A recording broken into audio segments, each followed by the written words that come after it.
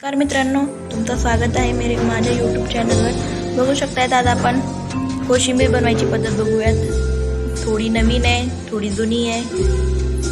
बघा तुम्हाला कशी वाटेल ते सांगा। कोशिंबीरसाठी लागणारं साहित्य: अर्ध बीट घेतलेलं आहे, अर्धी काकडी घेतलेली आहे, अर्ध गाजर घेतलेला आहे, एक छोटा कांदा, एक छोटा टोमॅटो, 2 हिरवी मिरची आणि थोडी कोथिंबीर। हे आता आपल्याला चांगली धुवून कद्दूकस करून घ्यायचे।